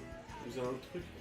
Tu vois, c'est encore des titres qui sont spécialisés justement pour faire les films, je crois que c'est 5 millions d'euros, 5 millions de dollars leur budget, un truc comme ça. Ouais, mais tu sens qu'entre Get Out et Upgrade quand même, tu sens que Upgrade c'est vraiment limite, tenez on vous donne juste un peu de sous, tandis que Get Out c'est un peu plus de budget quand même. Puis Upgrade en fait, parce que d'habitude sur les films limités, sur les films à budget limité, ils se débrouillent pour limiter les lieux, ce genre de choses. Alors que Upgrade, en fait, ils ont quand même des... Il y a de l'ampleur, en fait, dans ce qu'ils font. Ouais, mais il y a une unité de lieu, quand même. Ils arrivent à réussir une unité de lieu et ils s'en écartent pas. Honnêtement, il y a beaucoup... il y a plus de lieux que dans certains, tu vois. T'as 2, 3... Là, t'en as un peu plus, quand même. Ouais, mais ça sert pas fait l'histoire. Ça sert l'histoire. Dans d'autres films, on aurait tendance à s'éparpiller par d'autres trucs, etc. Là, on dirait qu'ils se sont pas dit, on va... On aurait dit qu'ils veulent pas enfermer le spectateur dans ce qu'ils voient, en fait, mais qu'ils veulent vraiment donner de l'ampleur à ce qu'ils font. Et du coup, aussi bien, ça sert vachement bien l'histoire. Tu peux le dire, il y a un lyrisme dans le film. Un lyrisme que ce soit dans les scènes de combat, que ce soit dans l'histoire, la narration. C'est un film d'action. C'est un film de science-fiction qui prend un côté un peu survival et action, quoi, quasiment. Dès les 10, en fait, c'est ça, c'est pour ça qu'on l'a mis dans la possession, parce que à un moment, au fil de l'histoire, on va pas spoiler, mais il y a une sorte de possession, en fait. Du personnage principal. N'en parlons pas plus. Et du coup, mais c'est en même temps un film d'action, c'est un film à la fois un peu sci-fi, enfin, ça renouvelle le thème du panier avec le diable. On échange de temps à faire d'autres trucs, voilà, ça renouvelle ce thème-là d'une manière science-fiction, action quoi. Ouais. Ça c'est bien vu. Bon, après ça reste quand même un gros film B un peu court. Ouais mais tu vois plus autant de bonnes séries B où tu peux prendre ton pied sur les écrans. En général elles sortent soit en VOD ou sur Netflix ou en DVD quoi. Pour moi c'est un upgrade justement c'est un upgrade dans le film dans la série B quoi, tu vois. Et il y a eu la chance de tirer en salle. Ça c'est bien ça. J'aime toujours vraiment ce cliché du plan de méchant qui est ultra méga compliqué, où il y a genre 1 million de variables, il a tout prévu depuis le début, il a tout calculé, il a tout planifié. Ouais, c'est assez rigolo. C'est un peu ça, et parfois il se met des obstacles à lui-même, et ok d'accord, c'est plutôt un plaisir. Genre il pourrait aller de A à B, il décide pas d'aller partout. Ouais mais là ça va, c'est pas vraiment dans ce schéma là. Mais ça c'est rigolo je trouve. On a Girl aussi. Girl, j'ai bien peur d'être le seul à l'avoir vu. Ouais. Alors, Girl, il a eu, je crois, un prix pour l'interprétation ainsi que la caméra d'or à Cannes. Et j'ai envie de dire que c'est tout à fait justifié. Parce que ça filme l'histoire d'un garçon qui change de sexe, qui est en fille, en transgenre. Mais le film évite tous les clichés débiles, etc. tu verras jamais le père ou sa famille qui va aller faire de la remontrance. Ouais. Là, le père, il est au soin, il comprend tout à fait les choix de sa gamine, on peut dire sa gamine, Si c'est que je dis ta mère en fait. Restons sérieux. Et même le petit frère, à un moment, il laisse juste échapper un truc, le petit frère, il lui dit à l'école ils se sont moqués de toi, etc. Et voilà, mais c'est juste, mais c'est dans le récit. Toi aussi, si t'as un truc comme ça, il y a des gens qui, dans la réalité, qui pourraient se moquer de toi dans la famille, d'autres trucs. Et le film évite ça, c'est-à-dire... Non, je suis pas une truche, je suis un chien. Voilà. Et toi, Nelson, il y a des gens, quand tu commences à te changer en chien, il y a des gens tout à fait. qui n'ont pas fait des Non, Et donc le film est très bien avec ses personnages. Et même la mise en scène pour les séquences de danse qui arrive à rester parfois dans l'ambiguïté. Il y a beaucoup de scènes quand elle est devant le miroir, parce que le rôle principal en plus c'est un garçon qui est, comme il a un visage très fort, qui joue le rôle d'une fille. Mais là voilà, c'est la caméra qui, avec tous les plans devant le miroir pour filmer les apparences. Même parfois quand les scènes etc, ça devient un peu flou quand ça tourne pour la danse, mais c'est normal, ça reste dans tout ce qui est du flou, des apparences d'ambiguïté. Donc ça j'ai très bien vu la caméra Ardor, je sais pas si ça récompense ça, mais c'est très bien vu. Et il y a un seul truc qui m'a gêné, et qui a été dit aussi curieusement par une youtubeuse, qui est la seule à avoir annoncé ça, qui est Solange, quand Solange te parle, dans un de ses points Q, pour ses points culture récemment, l'an dernier. Elle était pas très d'accord avec la fin qui arrive du drame inutilement. Moi j'ai envie de dire que la fin ça m'a un peu déçu, on a l'impression que c'est pas comment faire dans son film, donc vite, faut que je fasse un truc dramatique, vite, les dernières minutes, putain, dans l'équipe, je vais lui faire. Mais il y a une tension dans tout le film qui parcourt, même quand je le regarde des autres filles sur elle-même, etc., sur l'héroïne. T'as pas besoin de rajouter du drame inutile, le film il est nickel de bout en bout. Pourquoi tu fais ça? C'est con. Et un peu plus c'est d'obtenir un chef-d'œuvre. Ça c'est un grand film, quand même dans l'année. On savait quand même Nio qui admet être fan de Solange te parle. Voilà. Et bonjour Solange si tu nous vois. Voilà, je me soigne. Il y a que des tutos make-up, je suis beaucoup moins Solange, mais... Coucou Solange. Mais je me soigne. Parce que parfois tu veux te boucler tes petits cheveux et tout, tu te dis ah merde. Et donc j'ai une sexualité avec une pile. Et donc on a fait un thread aussi de Paul Thomas Anderson. Aussi j'ai bien peur d'être le seul à avoir vu le... franchement je suis passé à côté de toi. Alors j'ai entendu des critiques mitigées moi, donc... Son meilleur film ça reste Resident Evil. Non, les trois mousquetaires. Invente Horizon quoi, bordel. Alors moi j'ai entendu des critiques mitigées, toi tu es assez... Non, je suis assez positif. Ouais. En fait le film c'est un grand film romantique contrarié et qui prend un peu des aspects un peu de thriller un peu vénéneux. On va pas spoiler, mais il y a des trucs qui tournent autour de cette espèce de couple un peu bizarre, où dès que pour relancer un peu le couple, elle va lui faire un peu des trucs, elle va essayer un peu de... On va pas trop spoiler, de l'empoisonner, voilà. Ouais. Et tout le film va être là-dessus. Tout le film va être là-dessus. Et moi, les trucs que j'ai relevés en tant que cinéphile, déjà, la femme s'appelle Alma. Quand tu sais que la femme de Hitchcock s'appelait Alma et que le film c'est presque Hitchcockien, un peu comme les enchaînés ou d'autres trucs, tu fais ouais, quand même, paye ton tribut, paye ton hommage quoi. Mais est-ce qu'ils se rencontrent sur un pont, elle et Alma? Non, t'inquiète. Et puis il y a une princesse qui crasse dessus. On va éviter les tartes à la mûre. Et donc voilà, c'est un très beau film à revoir. Je sais pas si c'est le meilleur de son réalisateur. J'ai pas tous vu. D'ailleurs, je saurais pas te dire. Moi, j'ai beaucoup aimé celui avec Daniel Day-Lewis avec le pétrole, là, There Will Be Blood. Pour moi, c'est peut-être plus pour moi son sommet. Mais non, là There Will Be Blood, ouais, c'est quand même autre chose, c'est un autre niveau. Ouais, There Will Be Blood, en plus, c'est un travail mis en scène. Là, c'est beaucoup plus classique dans la forme, quoi. C'est plus un film vénéneux qui va infuser lentement, quoi. Est-ce qu'il est aussi long que Inherent Vice? Je n'ai pas vu Inherent Vice. Parce que celui-là quand même... Mais Inherent Vice, il durait combien de temps Il faisait je crois 2h20, mais au final les 10 dernières minutes servaient à rien quoi. Tu retires un peu, là tu dois retirer 20 minutes quoi, dans les 2 mais heures. Derrick Blood aussi, c'est super bien. Et voilà. Ouais, donc, mais pour moi, de mon point de vue, c'est un bon film. Esthétiquement, il est quand? Parce que moi j'avais l'impression de loin qu'il avait l'air super beau. Il est super beau et un peu comme Une Fabrique dont on a parlé au PIF, là, dans l'épisode du PIF. Un peu comme Une Fabrique. Il y a tout un aspect avec suivre la trajectoire d'une robe, et sauf que là tu vois vraiment la fabrication, il va s'attacher, c'est un peu je sais plus quel couturier qui mettait, mais là tu vois vraiment que les robes, il met le nom, il brode en dessous comme si chaque truc avait sa personnalité. Donc c'est ça que tout un film sur presque un aspect documentaire, un documentaire sur la création d'un vêtement, etc. Et comment un grand couturier a sa propre personnalité. C'est peut-être mieux que les 2 biopics qu'il y a eu sur Yves Saint Laurent, je sais pas si si on peut comparer, je pense pas qu'on puisse comparer, mais pour moi ça se passe encore à un autre niveau quoi. Parce que là il y a un travail de fiction, il y a des biopics qu'il y a eu chez Saint-Laurent, aussi bien le film avec Pierre Ninet que l'autre film avec c'est film de de Baratier, Bonello. ouais. Le film de Bonello. Ah, Bonello, pardon. C'était quasiment presque documentaire, ou pour là même ça avait un peu comédie quoi. Et tandis que là c'est vraiment romantisme, mais avec un aspect documentaire, vraiment une mise en scène, voilà. Alors, sur les films inutiles de l'année, on a d'abord Taxi 5. Oh là là là là là là. Dire. Bah écoute, ouais, complètement Moi, je l'ai pas inutile. Moi je l'ai vu, c'est d'ailleurs quand je suis rentré du Béarn, c'est du Japon plutôt. Ah oui, tu t'es jeté dessus pour le voir. Bah non mais la hype elle était déjà finie, tu vois. Moi je suis rentré à Paris, genre le lendemain je dis vas-y je vais aller au ciné, il restait quoi? Franck Gastambide, Voilà, Franck Gaz dans le bide, ouais. mais franchement il est totalement inutile, c'est une opération complètement opportuniste de Besson, mais ça m'étonne même pas, qui surfe en fait sur le succès qui a remporté le dernier film de Gastambide qui était Pattaya, qui était voilà, une œuvre ô combien nécessaire dans l'histoire de la comédie française. Voilà, et après le truc c'est que... Est-ce que c'était aussi qualitatif que Qu'est-ce qu'on a fait au bon Dieu ou non, à la deux. non, si tu veux, c'est autant inutile déjà Pattaya que par exemple à bras ouverts, tu vois. Donc en fait le truc c'est que le film vraiment se concentre, enfin il va chercher dans les anciens épisodes mais beaucoup dans le 1 en fait.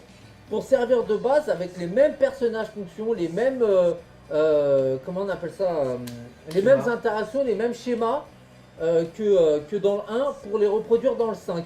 Est-ce que du coup ça reprend la fin du premier? Dans la séquence Dans le 5. Non, je trouve même que c'est encore plus inutile.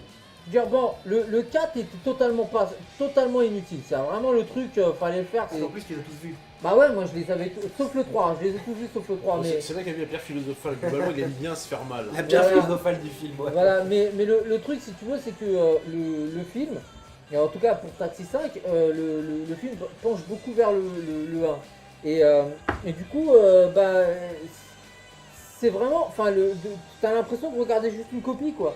En plus, les acteurs sont totalement inutiles, je veux dire, Franck Gastambide qui est juste, qu'on a pas marre de son imitation de Vin Diesel. Et vraiment, mais c'est ça, hein, c'est le mec imite en permanence Vin Diesel. Sabrina Ouazani en espèce de garçon manqué, genre ouais, qui joue une mécanicienne, qui genre est insensible au charme, qui joue une mécanicienne qui est genre insensible au charme de comment ça s'appelle, de Gastambide. Et qui à la fin tombe dans ses bras. Qui à la fin tombe dans ses bras. En fait, c'est exactement la même tribu que dans Pattaya, on a pris les mêmes acteurs. Ok, donc non, simplement, voilà, le film est totalement inutile, les acteurs sont à la ramasse. Le truc sort sur le 1, franchement, à éviter d'urgence. Voilà. Sinon, on a Predator aussi dans le film inutile de Shane Black. Ouais, Allez-y. The Predator.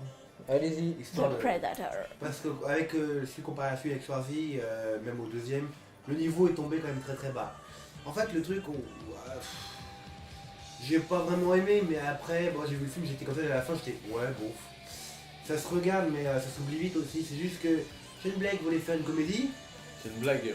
Shane Black, blague, voilà, bravo. et le producteur voulait un film d'action, comme pour les autres sur le Predator. Et arrêté, quand tu vois au final, tu vois un film hyper bancal, tu fais ouf. Donc avec des clichés, des trucs attendus, des trucs un peu pour coller à l'époque actuelle, avec une fille qui a jamais tenu de flingue et qui, comme par hasard, à la fin du film, elle est badass, tu fais what?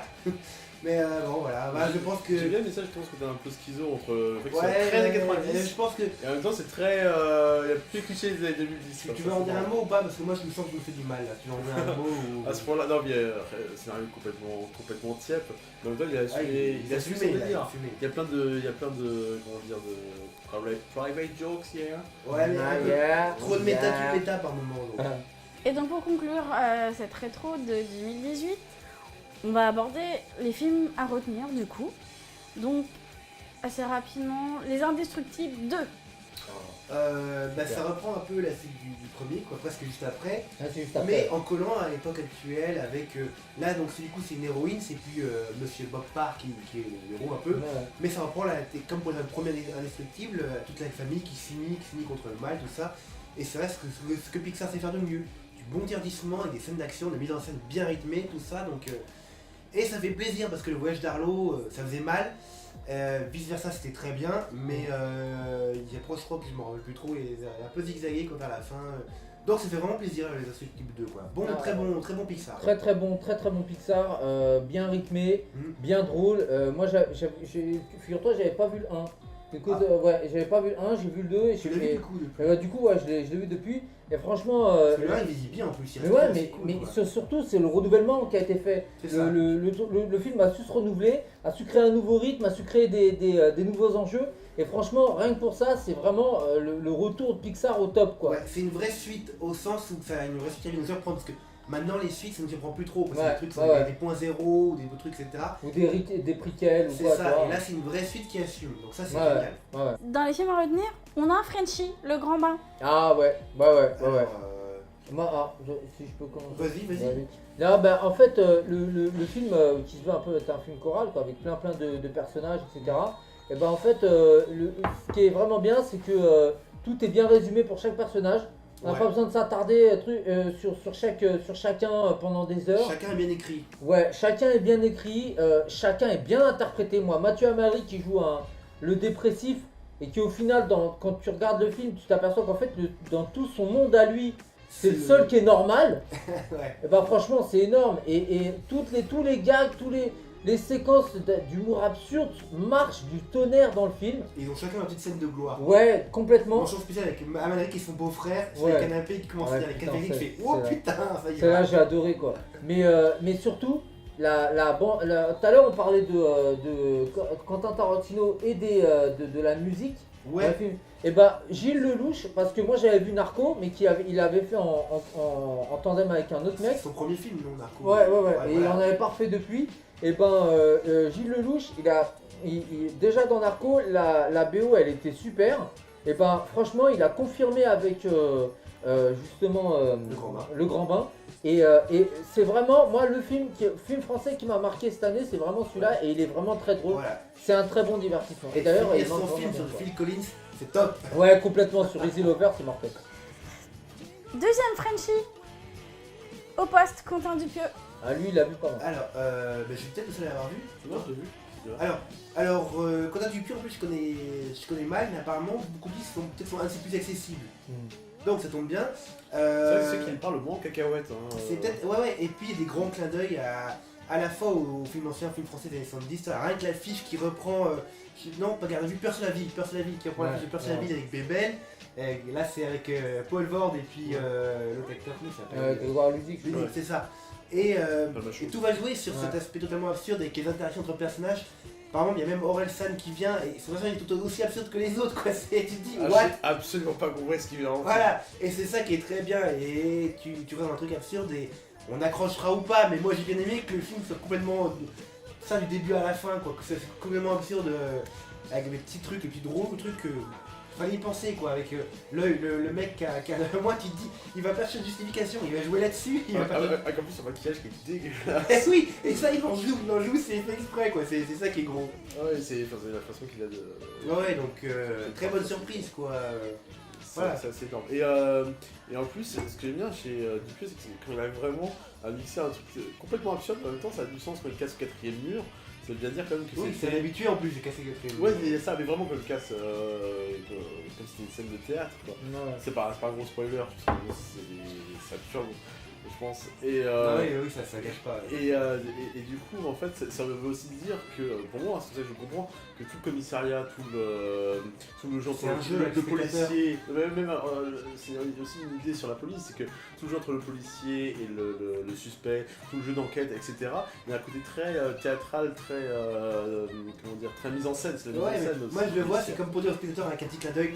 Ouais, c'est de la comédie, mais la vie est une comédie, mec. Et je retiens comme 2-3 idées visuelles, notamment l'horloge qui passe très vite. Ah oui, c'est au top. Au poste. Et là, c'est le grand chelem, troisième Frenchie. Gosland, Pascal Logier.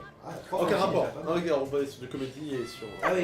Et sur Mylène Farmer, quoi, qui a la comédie, ce que Manuel Valls est à. Et ben mine de rien, elle se débrouille pas si mal en fait dans Gosland. En fait, je m'attendais à pire et elle est pas si mal dedans.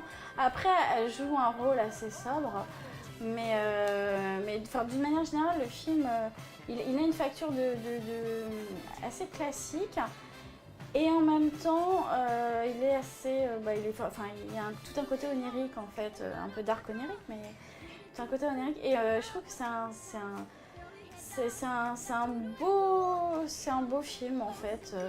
En vrai, qu'est-ce qu'il y a toujours mettre des jeunes filles dans ces films en fait? Il y a un truc sur les jeunes filles, c'est quand même assez particulier. Bah, le secret, c'était pas tout à fait ça. C'est genre le personnage de Jessica Biel, c'est quand même une femme adulte, accomplie. Donc c'est pas tout à fait. C'est des mecs qui se fait capturer, kidnapper dans le secret, non? Oh, mais t'as fini. Ah, Don't spoil the people. mais à chaque fois on mettait des alertes. Mais non, par contre, c'est vrai que du coup, ces personnages sont souvent féminins, en tout cas d'une manière générale. Peut-être que ça touche en fait les personnages féminins. Moi, c'est peut-être comme Mylène Farmer, c'est le côté justement pas fort de fragilité. Comme Luc Besson aussi fait ça.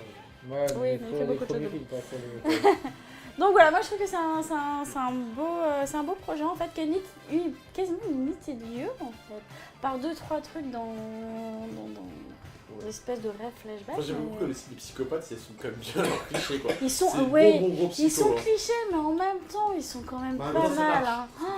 Moi, tu sais, Ah après, ouais. ça me faisait penser à l'esprit criminel. Tu sais, où ils posent comme ça des gros psychos, mais vraiment, mais même en Picardie, tu vois pas des mecs comme ça. Ah, le bâtard. La Picardie tout de suite. Non, mais parce que même en Ouais, Belgique. Nord-Pas-de-calais, Toi, il y a des mais en petits gars qui Belgique. vont venir te faire la peau chez toi. Non, mais même Francis Homme, il voit ça, il dit oh putain, c'est chaud. Ouais, quand même. On est Ouais. sur des bails. Non mais en fait il a une casting intéressante parce qu'entreprendre Mylène Farmer, entreprendre la personne qui joue son personnage principal dans la version adulte, Qui joue en anglais, en c'est plus, une hein. meuf qui sort de la télé, qui a fait des teen séries. Donc en fait il y a un espèce et puis bon, enfin il y a un espèce de mélange de casting comme ça en C'est ça fait que tu où dis quand même, finalement il... se baigner dans son vierge, ça conserve, hein, parce que Mylène Farmer, elle est bien. Hein. Je pense que le maquillage il Bref, beaucoup aussi. Bref donc Gosland, ouais. Meilleur voilà. film de genre de l'année, français? Non? Bah meilleur je sais pas mais en tout cas on peut... Enfin, franco-canadien. moi je trouve que c'est Allez, pas mal. Hein. francophone. Ah, du vendu. Roma. Hein? Roma de Alfonso Cuarón. est-ce J'ai encore vu. Tout le monde voit pas un film d'avant-première. Excusez-moi. Tout le monde Bah va non, c'est inviter dans les grands. Il est sorti le 14 décembre sur Netflix, donc il est pour cette année. Voilà, et le temps qu'on a posté le post-épisode, là, peut-être que les gens l'auront vu. C'est ça. Et Roma est extrêmement beau. C'est en fait, il est en noir et blanc déjà. Attends, Et même Gravity, la photographie était magnifique, quoi. Ouais, mais en fait, le truc c'est que il est extrêmement beau et c'est un noir et blanc. On sent qu'il a vachement travaillé. Alors j'ai pas vérifié si c'est de l'argentique ou du numérique, mais même dans son noir et blanc, on ressent un truc de cette époque. C'est-à-dire que t'as l'impression de voir un film avec un éclairage Mais 70. il a voulu enfin, tu vois. retourner au noir et blanc qu'il y avait dans les films des années 50, 60, ça, avec le noir et blanc qui est magnifique. Et c'est très très beau, mais de la première à la dernière image, tout est très beau, c'est magnifique. Et en fait, la manière dont il a travaillé ses personnages, l'action de ses personnages, on n'en perd pas une miette. Et pourtant, ça ne fait que raconter la Et il y a vie beaucoup de d'une plans famille. séquences, Quoi. non Oui, filmé. oui, c'est vrai qu'il y a tout un long plan séquence. Ouais, Mais il y a... non, il y a vraiment... c'est vraiment... C'est le truc, en fait, tu vois le résumé, tu te dis, mon œuf... Et en fait, putain, mais tu commences à regarder, tu es scotché devant. Déjà parce que son personnage principal, il a que des actrices et des acteurs qui sont pas connus.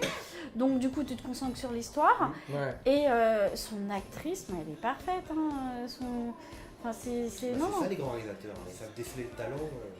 non, mais c'est... Il y a pas de longueur, il y a pas de le film est bien rythmé, il y a pas de.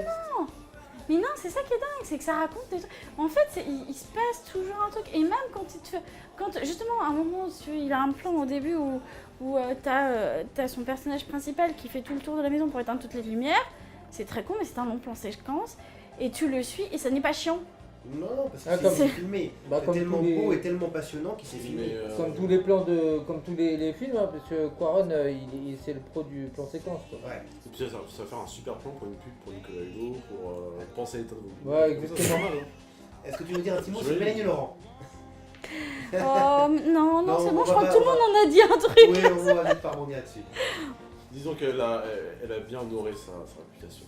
Ouais, tu m'étonnes. De meuf On a, attention, Suspiria. Alors, Suspiria, j'ai bien peur d'être le seul à avoir vu le Ouais, Suspiria de version 2018. Donc on va faire court aussi. Alors, si vous êtes Suspiria d'Argento, si pour vous c'était votre film préféré, votre film de chevet, etc., il y a une chance sur deux que vous n'aimez pas le film, parce que la nouvelle version de 2018 de Suspiria, c'est une réinvention totale. Il garde la structure avec école de danse sorcière, et là il n'y a plus aucune surprise. Dans le film d'Argento, c'était la surprise, etc., avec comment elle allait de plus en plus aller dans les bas-fonds avec les sorcières, découvrir le truc. Là ici, on sait dès le début que ça va être des sorcières. Tout le film, ça va être un parcours initiatique avec la danse. Et comment la danse va être une possession, comment la sorcellerie s'emparer de la danse. À un moment, il y a quelqu'un qui contrôle la distance avec la danse d'une autre personne. Ouais. Et là, c'est impressionnant, ça, la séquence de danse, faut chorégraphier, tout ça. Et là aussi, je vais pas trop en dire, mais la musique de Tom York est vraiment pas mal du tout. La mise en scène c'est parfois impressionnante, la mise en scène est très impressionnante. Tout le film se base sur le gestuel, il y a des trucs vraiment pas mal du tout. Il y a une intrigue ou deux qu'on pourrait trouver un peu superflue, ça c'est personnellement, mais j'ai des amis qui ont beaucoup aimé, il y a une petite intrigue en plus qui greffe. Mais le film a des niveaux de lecture, il y a des gens qui ont retiré des trucs, donc il est très riche, tout ça, il est vraiment passionnant. Après, il faut pas se mettre dans la tête que tu vas trouver la même chose que l'Argento. C'est vraiment autre chose esthétique. Sauf, un peu à la fin, il reprend des lumières rouges comme chez Argento, tu fais ah, clin d'œil. Mais voilà, mais il reprend aussi Jessica Harper pour un très court plan, très court caméo. C'est un petit clin d'œil. Mais sinon, le film, c'est une réinvention totale, et c'est vraiment pour ça que ça vaut la peine d'être vu, pour l'audace du truc, qui arrive à être passionnante au final. Donc pour toi, c'est un des films qu'il faut absolument retenir. Moi, c'est un film à retenir dans l'année. On verra dans quelques années plus tard si les gens s'y souviendront, mais je pense qu'il a marqué l'année 2018, quoi, en bien ou en mal. D'accord. Et attention, en dernier film, on a Under the Silver Lake. David Robert Mitchell. Mitigé. Alors moi j'ai bien aimé moi. Toi t'es mitigé. Ah, je parlais globalement. Est-ce que tu l'avais vu après que j'en ai parlé un petit peu ou pas? Non, parce que c'est un Non, bon moi, film je l'avais vu à avant toi, retenir. en Hein. Ah, Vous l'avez vu avant toi? parce que le film je le trouve tellement riche que même le fait d'en avoir parlé un peu minute mio, il y a encore beaucoup de trucs qu'on pourrait dégager sur le film. Je sais pas si tu es d'accord avec moi, Nelson. Ouais, mais alors, mais moi personnellement, c'est après en avoir discuté avec un mec, après la diffusion, c'était à la Colo Panic Chroma il me semble. C'était une avant-première. Ah, une avant-première, pardon. Ah, c'était l'ouverture, ouais. Ouais, Je crois que c'était l'ouverture de la Colo Panic Chroma, ouais. Bonjour Panic Chroma. Bah, c'était l'avant-première et l'ouverture. Voilà, et en fait, j'en avais parlé avec un mec et en réalité ce film décrit vraiment l'effondrement du monde d'un gars, tu vois, et d'un mec qui essaie de se raccrocher à des choses qui sont qui tiennent de l'irrationnel. Et de la cinéphilie aussi. Ouais, et de la cinéphilie et même du jeu vidéo. Ouais, voilà, qui tiennent de l'irrationnel.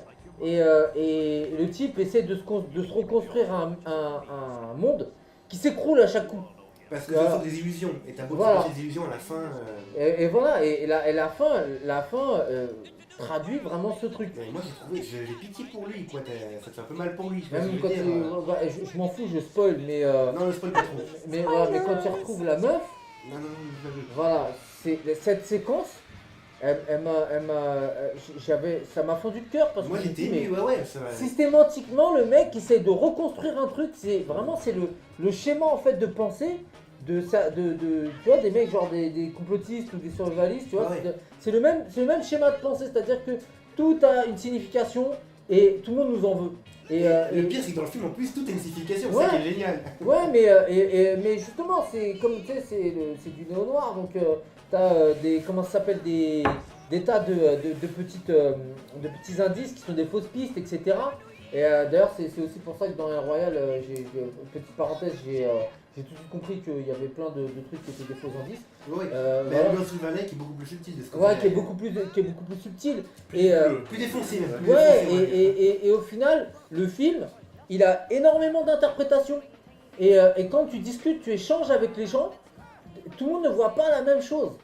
Et au final, moi, c'est en échangeant avec les gens que moi, je me suis fait... Et il avait raison, le réal, quand il a fait l'avant-première, c'est qu'en réalité, parlez-en entre vous. Tu vois, parlez-en entre vous, parce que tout le monde n'aura pas la même signification du film.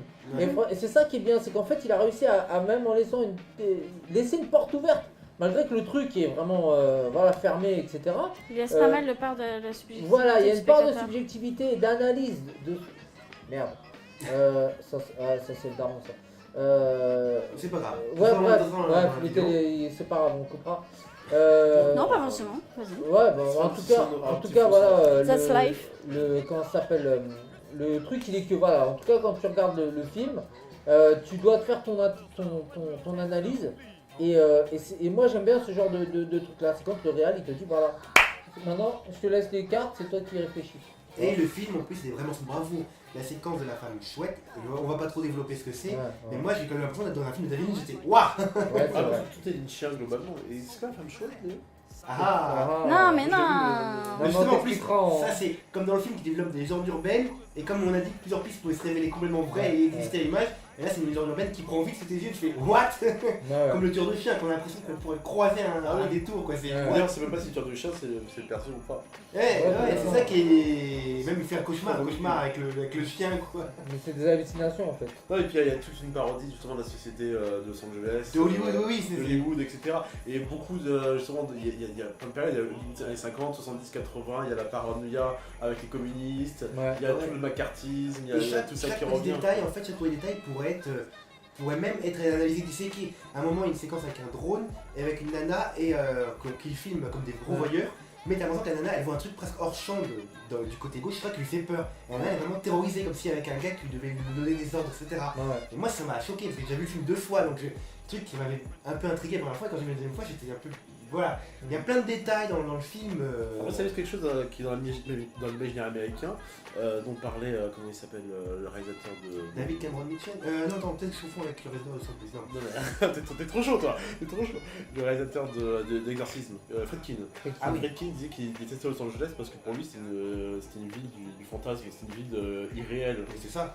Et ce que tu vois aussi dans Mulholland Drive, par exemple, c'est-à-dire qu'à un moment, la réalité devient, comment dire, pas très stable. Tellement ça bouge vite et il y a tellement de trucs aberrants en même temps. Tu peux te faire par exemple, quand t'es acteur, tu peux par exemple te faire blacklister sans que tu saches vraiment pourquoi. T'es toujours je pense dans un mode de recherche de paranoïa et tout. Mais même le privé avec Elliot Gould, quand t'es enquête, parce que j'y repensé quand j'avais vu Wonder Silver Lake, là il y a une enquête aussi, le privé il est complètement presque déconnecté, Elliot Gould dans le film, et ça retranscrit bien cet aspect années 70 mais avec une ville complètement. What the fuck quoi. Mais même enfin il y a certaines séquences, mais la séquence avec le pianiste là, ah oui, c'est quand même complètement fou quoi. Ouais. Bref, un film hyper riche, continuera de disséquer encore un petit moment quoi. Ouais, je pense aussi. Voilà. Bon, et ben Elkatou, est-ce qu'on a fait le tour? On a fait le tour, ouais. Est-ce que vous avez spécialement un ou deux titres à dire, à conseiller? Après, il y a peut-être d'autres films, mais. Ouais, qu'on aura pas cité. Hein. Hors Jackie et Michel, on est d'accord. Mais des films qui sortiront pas forcément en salle. Moi, j'en ai parlé un peu lors de l'épisode du PIF. Il y avait Une Fabrique, pour moi, un des films de l'année, mais il sortira peut-être pas en salle, ou alors peut-être sera en 2019, on sait pas trop. Donc voilà, il y a d'autres films aussi. J'ai beaucoup aimé Invasion de Kiyoshi Kurosawa, que j'ai évoqué juste avant rapidement. Voilà, qui pour moi aussi à voir. Mais voilà, je pense qu'il y a peut-être d'autres films qui vous traversent l'esprit. J'ai pas vraiment de trucs. Si, quoique, moi j'ai vu récemment. Par exemple. Moi j'ai vu récemment La Vie est belle de Frank Capra, qui est un film des années 40. J'avais jamais vu avant. Toujours Panic Chroma. Ouais, toujours bonjour Panic Chroma. C'est notre VRP. Voilà, c'est notre sponsor. Non, voilà, je l'ai vu récemment et ça, comment dire. Moi à l'époque, j'avais découvert un ersatz de ce film qui était dans un épisode des Routes du Paradis avec Jack London et Victor French. Donc pour ceux qui se souviennent pas, c'est comment il s'appelle Isaiah Edwards, c'est merde. C'était la série qui passait en. Ouais. Quand ils avaient fini la maison de la petite maison de la prairie. Charlie Gaz, voilà, ils repassaient tous les Routes du Paradis. Voilà. C'était en binôme avec. C'était avec c'était avec l'acteur qui jouait Charlie Gals et celui qui jouait Isaiah Edwards, le barbu quoi. Voilà, mais Michael Landon et voilà. Mais le problème en fait, enfin le film, comment dire, moi j'avais découvert ça par ce film-là et je savais pas du tout que c'était justement La Vie est belle. Et vraiment j'ai adoré ce film. Donc franchement, si ceux qui peuvent rematez-le parce que ceux qui l'ont pas vu, regardez-le. Et rematez-le ceux qui l'ont déjà vu parce que franchement ça. Il est ultra cité, ultra parodié dans la culture américaine. Ouais. Bah du coup moi je rebondis sur Panic Chroma aussi parce que merci Panic Chroma pour Buffet Froid que j'ai toujours voulu voir, que j'ai enfin pu voir, voilà. Ouais. Et toi Gaudi? Vous filez notre chèque après bien sûr. Voilà. Non, je sais pas. Moi j'ai tous les dieux du ciel de Quarks en fait. Voilà. J'en attendais rien parce que j'ai jamais rien vu de Quarks. J'ai pas vu le court-métrage qui est adapté C'est du un réel long-métrage. belge. Ouais, Français, mais et en fait il est passé au pif et bonne surprise, hein, voilà. Donc je l'ai évoqué dans la vidéo du pif, voilà. Il y a Frix. Donc dès qu'il sort, Flix c'est pas mal aussi en termes de pif. Bah, moi je trouve que c'est le meilleur film de super-héros que j'ai vu depuis très longtemps. Mais en fait les seuls films de super-héros que j'aime vraiment c'est ceux qui sont pas tout à fait dans le genre, c'est-à-dire Split et Incassable quoi. Non mais c'est là qu'on peut renvoyer à notre vidéo du pif parce que c'est vrai que cette année il y avait des trucs assez sympas. Ouais, les festivals aussi, des trucs super. Ouais. Bon, bah je pense qu'on a fait le tour. Voilà. Bah sur ce, messieurs dames, je pense qu'on va vous quitter. Sur un joyeux Noël. Sur un joyeux Noël, passez de très bonnes fêtes de fin d'année et puis bah on se revoit quoi en janvier 2019 j'espère. Ok. Bon, cher ami, à bientôt. Cher ami, à bientôt. Au revoir mon cher Oufou. Peace. Ciao.